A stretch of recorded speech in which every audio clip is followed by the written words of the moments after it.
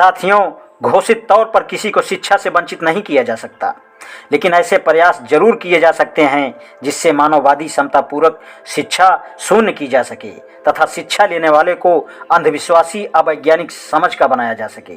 वर्ण व्यवस्था जाति व्यवस्था को सार्थक बनाया जा सके। इसके लिए वर्ण व जातिवादी शिक्षकों को चेताया गया कि भूल से ही अपने पद से विचलित ना हों। उन्हीं के द्वारा मनुवादी पाठ्यक्रम तैयार किया गया, जिसमें सिर्फ अंधविश्वास, भेदभाव, ऊंच नीच, गैर बराबरी, अवैज्ञानिक दृष्टिकोण, पाखंड का महिमामंडल, सत्य की हत्या, न्याय का गला घोटना, अन्याय का बोलबाला आदि में छात्र को दक्ष किया जाता है। दुख की बात यह है कि आज भी प्रथम महान क्रांतिकारी शिक्षक शंबुक और महाभारत के महान सूरवीर एकलव्य शिक्षा के आदर्श नहीं माने गए, जबकि शंबुक हत्यारे राजा राम व छल कपटी विषमता पोषक द्रोणाचार्य आदर्श बने हैं। खेल पुरस्कारों में द्रोणाचार्य पुरस्कार, अर्जुन पुरस्कार देकर विषमता मूलक व्यवस्था को और पुख्ता किया जाता है। अन्याय को निरंतर सहने वाली छाया की तरह अनुगामी सीता को शिक्षा का आदर्श बनाकर न्याय क्रांति का गला घोटा जाता है। 100 पुत्रों की मां बनने की चाहत रखने वाली सावित्री को शिक्षा का आदर्श बताकर जनसंख्या नियंत्रण का क्रूर मजाक किया जाता है।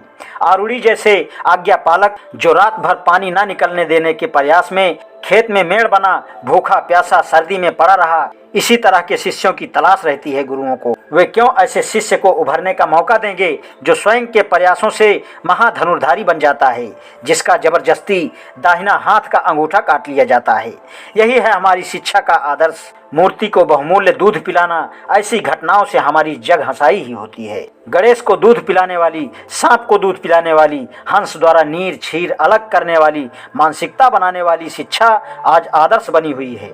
हंस की सवारी, हाथ में बीड़ा साधने वाली, उल्लू की सवारी करने वाली, पूरी तरह से अतार्किक अवैज्ञानिक मानसिक बनाने वाली शिक्षा की आदर्श है। इस प्रकार की शिक्षा से क्या समतावादी वैज्ञानिक दृष्टिकोण पैदा करने वाली, जिम्मेदार नागरिक बनाने वाली चेतना कभी लाई जा सकती है? जागरूक नागरिक निर्माण किया जा सकता है?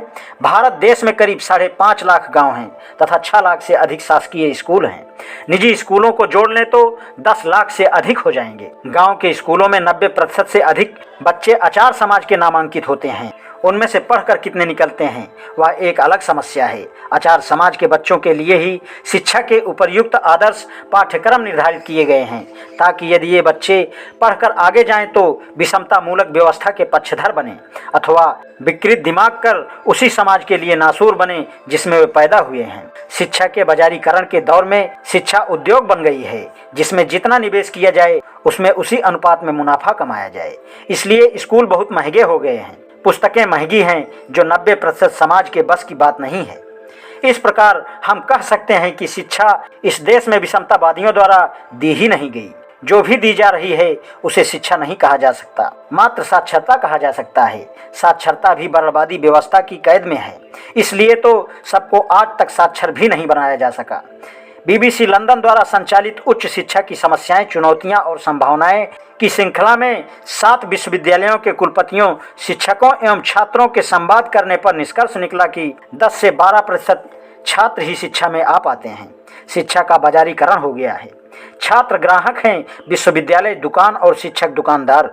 आज ज्ञान बुद्धि जानकारी की जरूरत नहीं, सिर्फ पैसा कमाने वाले शिक्षा चाहिए। ऐसी गाइड बुक आधारित शिक्षा हावी है। सामाजिक भेदभाव परक शिक्षा फलीभूत हो रही है।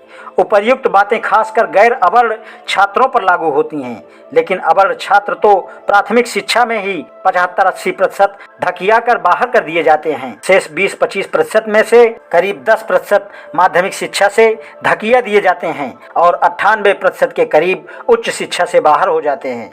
समतावादी समाजवादी संविधान के रहते ऐसा क्यों है? ऐसा इसलिए है क्योंकि वर्णवादी व्यवस्था अथवा मनुवादी व्यवस्था के स्वभाव में ही नहीं है कि सबको पढ़ने का मौका दे। इसलिए तरह तरह के दांव पेच लगाकर शिक्षा को कुछ लोगों की बपौती बनाकर रखने का उनका प्रयास रहा करता है।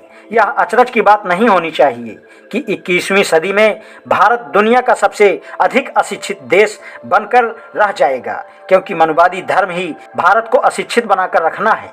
इसलिए इस विषमता मूलक व्यवस्था को मिटाने के लिए जरूरी है जल्दी से जल्दी सत्ता को कायम करना, ताकि साक्षरता नहीं शिक्षा दी जा सके। समतावादी महापुरुष क्रांतिकारी शिक्षा पाठ्यक्रम का हिस्सा बन सकें, शिक्षकों का समतावादी वैज्ञानिक दृष्टिकोण विकसित किया जा सके, देश के लिए समाज के लिए जिम्मेदार जागरूक नागरिक तैयार किए जा सकें। मनुवादी धर्म है अशिक्षित भारत बनाकर रखना, सामाजिक क्रांतिकारियों का कौन पूरा करेगा सपना। आज इतना ही, शेष कल। धन्यवाद।